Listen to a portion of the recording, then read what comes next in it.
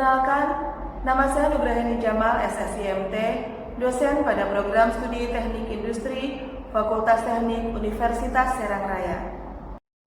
Pada semester ganjil, saya mengampu mata kuliah Manajemen Kualitas dan Ekonomi Teknik, sedangkan pada semester genap, saya mengampu mata kuliah Analisis Multivarian, Sustainable Manufacturing, dan Design of Experiment. Pada kesempatan kali ini saya akan memaparkan mengenai mata kuliah Ekonomi Teknik. Mata kuliah Ekonomi Teknik adalah mata kuliah wajib pada semester 7. Sebagai mata kuliah prasyarat adalah mata kuliah pengantar ekonomi pada semester 1 dan mata kuliah analisis dan estimasi biaya pada semester 6. Mata kuliah Ekonomi Teknik terdiri dari 2 SKS. CPL yang dibebankan kepada mata kuliah ini ada 2, yaitu CPL 2, kemampuan untuk merancang sistem terintegrasi dengan memenuhi standar yang diperlukan dan berbagai batasan multi aspek yang realistis, misal teknis, aspek hukum, ekonomi, lingkungan, sosial, politik, kesehatan dan keselamatan, keberlanjutan, serta melibatkan berbagai pemangku kepentingan dan mengidentifikasi dan atau memanfaatkan potensi sumber daya lokal dan nasional dengan pandangan global di bidang teknik industri. Dan CPL 5, kemampuan untuk menerapkan metode, keterampilan, dan peralatan teknik modern yang diperlukan dalam praktek keteknik industrian. Capaian pembelajaran mata kuliah Ekonomi Teknik adalah yang pertama, mahasiswa mampu menjelaskan konsep pengambilan keputusan yang mempertimbangkan aspek ekonomi dan konsep biaya dalam bidang keteknikan. Yang kedua, mahasiswa mampu menjelaskan peranan etika keinsinyuran dalam pengambilan keputusan yang mempertimbangkan aspek ekonomi. Yang ketiga, mahasiswa mampu melakukan pengambilan keputusan yang mempertimbangkan aspek ekonomi, menggunakan present worth analysis, annual cash flow analysis, benefit cost ratio analysis, payback period analysis, internal rate of return, analisis titik impas, analisis sensitivitas, depresiasi, dan replacement analysis. Yang keempat, mahasiswa mampu menghitung nominal interest, effective interest, dan continuous compounding. Mahasiswa mampu menggunakan aplikasi spreadsheet untuk memecahkan masalah ekonomi. Adapun topik bahasan pada mata kuliah Ekonomi Teknik ada 6. Yang pertama, konsep nilai, biaya, time value of money, dan pemodelan arus kas. Yang kedua, konsep interest atau bunga, penggunaan tabel bunga majemuk, dan konsep ekivalensi ekonomi. Yang ketiga, equivalent worth method, internal rate of return, payback period, benefit cost ratio. Yang keempat, analisis titik impas dan analisis sensitivitas. Yang kelima, depresiasi dan penggantian. Yang keenam, penggunaan aplikasi spreadsheet. Komponen evaluasi yang diberlakukan pada mata kuliah ini terdiri dari 3 komponen utama. Yang pertama IQ 70%, yang kedua attitude 20%, dan yang ketiga presensi 10%. Komponen IQ memiliki 4 aspek penilaian. Yang pertama ujian akhir semester dengan bobot 45%, ujian tengah semester dengan bobot 30%, tugas dengan bobot 10%, dan kuis dengan bobot 15%. Komponen attitude memiliki 2 aspek penilaian, kesopanan 10% dan kedisiplinan 10%. Sedangkan presensi atau kehadiran memiliki bobot 10%. Sehingga perhitungan nilai akhir dan bobot penilaian sama dengan IQ dikali 70%, ditambah attitude dikali 20%, ditambah presensi dikali 10%. Kriteria evaluasi. Untuk nilai lebih dari 80 akan mendapatkan predikat A, untuk nilai di antara 77 sampai 79,99 akan mendapatkan predikat A-. Untuk Nilai di antara 74 sampai 76,99 akan mendapatkan predikat B+. Untuk nilai di antara 68 sampai 73,99 akan mendapatkan nilai B. Untuk nilai di antara 65 sampai 67,99 akan mendapatkan predikat B-. Untuk nilai di antara 62 sampai 64,99 akan mendapatkan nilai C+. Untuk nilai di antara 56 sampai 61,99 akan mendapatkan predikat C. Untuk nilai di antara 46 sampai 55,99 akan mendapatkan predikat D. Dan untuk nilai kurang dari 46 akan mendapatkan predikat nilai E. Materi yang saya pilih pada kesempatan ini adalah materi depresiasi. Sub CPMK pada materi depresiasi adalah diharapkan mahasiswa mampu memahami konsep depresiasi dan mampu melakukan perhitungan depresiasi terhadap aset-aset fisik dari alternatif teknis dengan menggunakan metode yang sesuai seperti straight line, declining balance, sum of years digit, dan unit production, dan melakukan analisis penggantian ekonomi untuk barang-barang modal. Dan berikut adalah video pembelajaran. Bismillahirrahmanirrahim. Assalamualaikum warahmatullahi wabarakatuh. Selamat siang, semoga sehat semua ya. Coba perhatikan di depan, ini gambar adalah gambar mobil. Ini adalah gambar mobil Avanza 2018 tipe G, manual transmission 1300. Di tahun 2018 kalau Anda beli, berarti Anda beli baru dengan harga barunya adalah sekitar 219.500.000. Misalkan Anda mau membeli mobil lagi di tahun 2023 lalu Anda jual mobil tersebut gitu ya, supaya bisa beli baru. Nah, harga bekasnya di tahun 2023 adalah 158 juta. Dari 219.500 menjadi 158 juta, berarti dia telah mengalami penyusutan nilai. Selama 5 tahun secara tidak sadar, Anda sudah kehilangan kekayaan sebanyak 61.500. Tidak terasa, tiba-tiba uang Anda hilang sebesar itu. Itu yang dinamakan depresiasi. Inilah yang akan kita pelajari hari ini. Jika Anda merasa kurang familiar dengan istilah depresiasi, depresiasi pada dasarnya adalah penyusutan. Diharapkan di akhir pertemuan ini mahasiswa mampu memahami konsep depresiasi dan mampu melakukan perhitungan depresiasi terhadap aset-aset fisik dari alternatif teknis dengan menggunakan metode yang sesuai seperti straight line, declining balance, sum of years digit, dan unit production. Ya, apa sih depresiasi? Depresiasi pada dasarnya adalah proses dari pengalokasian biaya dari aset jangka panjang selama usia aset tersebut dengan cara yang rasional dan sistematis.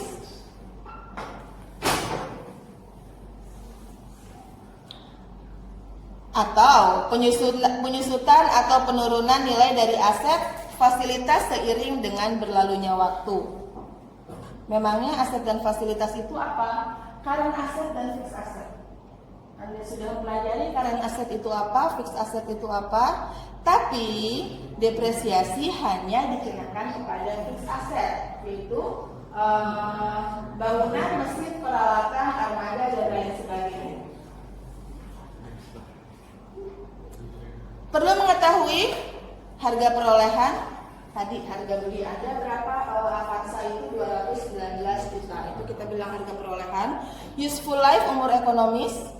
Nilai sisa. Ya. Depresiasi kita bedakan atas penyebabnya. Yang pertama deterioration atau penyusutan fisik. Yang kedua obsolescence atau penyusutan fungsional atau keusangan. Yang ketiga, monetary depreciation atau penyusutan moneter. Ini dari Arson Aludin 2007. Depresiasi fisik. Depresiasi fisik disebabkan karena berkurangnya kemampuan fisik dalam suatu alat dalam memberikan hasil. Hal ini menyebabkan biaya operasi dan pemeliharaan meningkat dan hasil keluarannya menurun. Contoh depresiasi fisik. Mobil semakin tua harganya biasanya menurun karena memang kemampuannya juga semakin menurun. Dulu mungkin ketika mobil baru diajak lari 120 km hayu aja gitu ya. Ketika sudah 5-10 tahun diajak lari 100 km per jam, mulai ada ngegetar dan lain sebagainya. Depresiasi fungsional adalah suatu penurunan nilai yang disebabkan oleh berkurangnya permintaan terhadap fungsi alat tersebut. Contoh, komputer Pentium menurun karena munculnya komputer Core 2 Duo yang punya kemampuan yang lebih tinggi. Penyusutan moneter merupakan salah satu penyebab dari terjadinya depresiasi aset. Penyusutan moneter atau monetary depreciation adalah penyusutan yang disebabkan adanya perubahan tingkat suku bunga moneter. Apakah semua barang bisa didepresiasi? Tidak. Kenapa? Barang itu dapat didepresiasi jika memenuhi ketentuan, harus digunakan dalam bisnis atau untuk menghasilkan pendapatan, harus mempunyai umur efektif yang dapat ditentukan, sesuatu yang dapat dipakai sampai aus, rusak, diperbaiki dan akhirnya menjadi tidak terpakai, bukan merupakan barang inventory, stok dalam perdagangan atau barang investasi. Nah, barang itu ada dua kategori, ada barang berwujud dan ada barang tidak berwujud. Kira-kira barang berwujud itu yang seperti apa? Yang kelihatan gitu ya, ada fisiknya, bisa kelihatan. Barang berwujud contohnya barang pribadi, personal property, misal mesin, kendaraan, alat-alat, perabotan, dan barang. Barang real atau real property, misalkan tanah, bangunan. Sebagai catatan, tanah tidak terdepresiasi karena umur efektifnya tidak bisa ditentukan. Barang yang tidak berwujud, misalkan hak cipta, paten. Mengapa depresiasi penting untuk dipelajari? Tadi, kehilangan 61.500.000 dalam waktu 5 tahun, mungkin bagi Anda secara pribadi tidak terasa. Tapi ketika dalam perusahaan, ketika menghitung laporan keuangan, yang pertama mobil harga 219.500.000, di tahun 2023 mobilnya dijual menjadi seharga 158 juta. Berarti di perusahaan telah kehilangan uang sebesar 61.500.000. Meskipun tidak dalam bentuk uang begitu ya. Ya, perlu diketahui definisi-definisi cost atau price atau biaya original aset, ada book value atau BV, nilai buku, suatu nilai barang yang sudah tidak terlalu bermanfaat dari sisi pasarnya, nilai pasar atau market value, nilai barang yang menjadi kesepakatan antara penjual dan pembeli, berarti kalau barang itu dijual, umur efektif useful life, harapan, estimasi jangka waktu penggunaan barang, dan nilai sisa atau salvage value atau residual value, estimasi nilai barang pada akhir umur efektifnya. Nah, kita akan masuk ke metode yang pertama, metode garis lurus atau straight line. Metode garis lurus mengasumsikan jumlah yang tetap depresiasi tiap tahunnya. Depresiasi per tahun sama dengan cost dikurangi residual value dibagi useful life atau tahun. Contoh, sebuah mesin dibeli dengan harga 41 juta, estimasi umur 5 tahun, dan setelah 5 tahun barang dapat dijual dengan harga 1 juta. Tabelkan depresiasi tahunannya. Ya, jadi untuk penyelesaiannya depresiasi tahunan sama dengan 41 juta dikurangi 1 juta dibagi 5 sama dengan 8 juta. Bisa dipahami?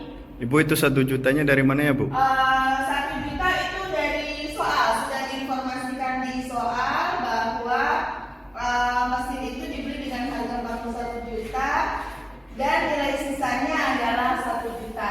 Jadi 41 juta dan 1 jutanya itu sudah ada di soal. Begitu pula dengan yang 5 tahun itu umur pakainya. Baik, Bu. Ini ada tabel isian yang bisa membantu Anda. Nilai awal bisa Anda tulis dengan 41 juta, nilai akhirnya 1 juta, masa tahunnya 5 tahun. Hasilnya adalah seperti ini. Ya. Pembelian itu berarti adalah tahun ke-0.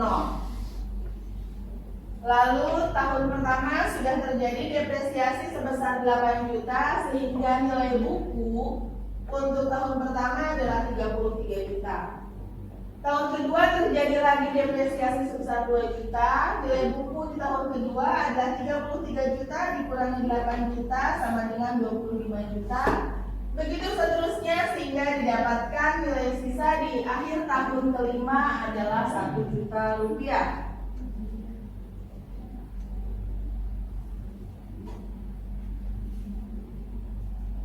Sehingga pertanyaan saya, kalau tadi harga mobil Avanza adalah 219.500.000 di tahun berapa tadi? 2018. Lalu di tahun 2023 harganya berubah menjadi 158 juta. Di mana depresiasinya tadi sebesar 61.500.000. Ini terjadi dalam 5 tahun. Berarti per tahunnya sama dengan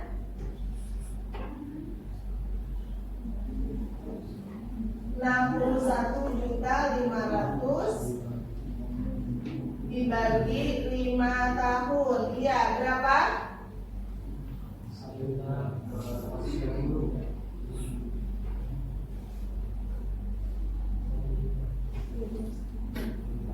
12.300.000 per tahun. Ya. Kalau kita menggunakan metode garis lurus. Apakah ada metode lainnya? Kita akan pelajari metode lainnya, yaitu metode keseimbangan menurun atau declining balance. Apa itu metode keseimbangan menurun? Metode ini mengasumsikan depresiasi biaya tahunan merupakan persentase tetap dari book value. Double declining balance depreciation sama dengan aset book value dikali persentase penurunan. Di mana rate declining balance sama dengan 100% dibagi masa tahun. Kalau double declining balance rate-nya 100% dibagi masa tahun dikali 2. Contoh, masih sama jika pakai dengan mesin yang dibeli dengan harga 41 juta, diperkirakan efektif beroperasi selama 5 tahun. Tabelkan depresiasi tahunannya. Kalau kita pakai declining balance, berarti depresiasi tahunannya adalah 100% dibagi 5 tahun karena masa tahunnya 5 sama dengan 20%. Kalau kita menggunakan rate double declining balance, berarti akan kita kalikan 2 sehingga hasilnya adalah 40%.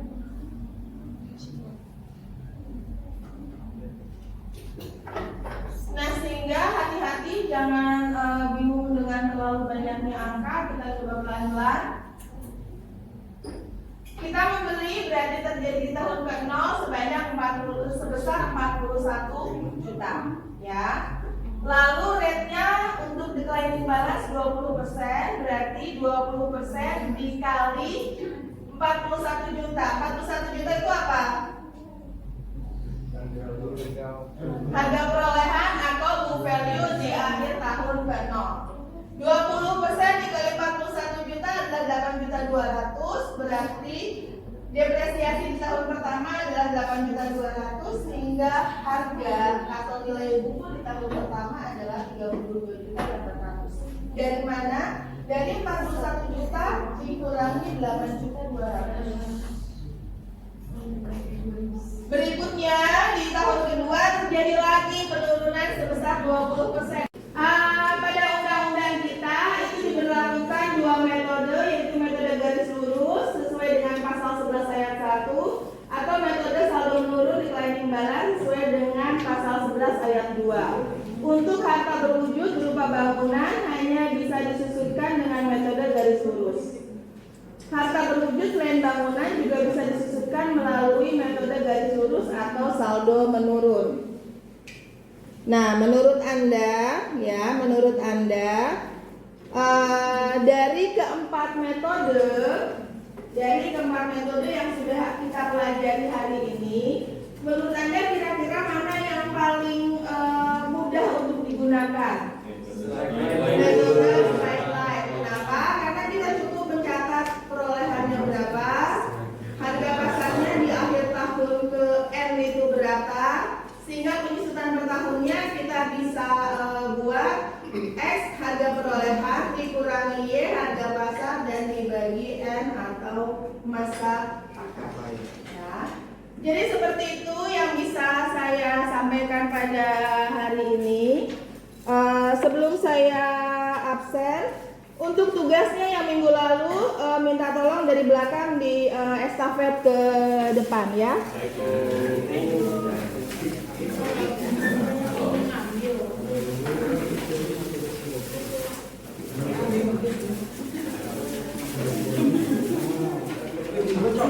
Saya mau absen Aditya Apriliana, Aldi Eko Setiawan, Alivia Desta Syaharani,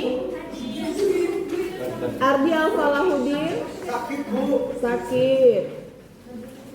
Aryo Suryandaru, Aura Syakira Zakia, Bagaskara, Bagus Adrian, Bayu Rizky Setiaji, Fadlan Bigoiri Hisab, Firmansyah Muhammad Nur, Gulam Mujadid Ramadan, Hana Sajida, Intan Alia Putri, Irsyad Hairil Azmi, Mikael Fernan Sinaga, Muhammad Nabansyah, Muhammad Fajri Al-Fatah, Muhammad Ibnu Zidan, Muhammad Iqbal Fauzan, Muhammad Nur Sidik, Muhammad Rifki Saputro, Nafira Eldita Cahya, Novali Zakwan, Nida Nur Rafa, Nur Aulia Rahman, Raka Aditya Ruli, Ridho Happy Risvanto, Rifan Nur Maulana, Rizkifa Dela Novia, Syifa Husna, Thomas Prastyo, Weni Pujaningrum. Tugasnya sudah?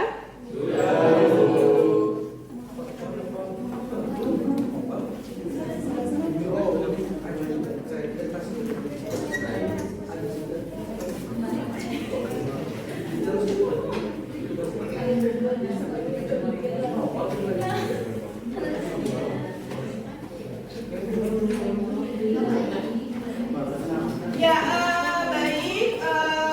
Pertemuan kita akhiri sampai di sini ya. Insya Allah kita ketemu lagi minggu depan di materi selanjutnya. Sampai di sini. Assalamualaikum warahmatullahi wabarakatuh.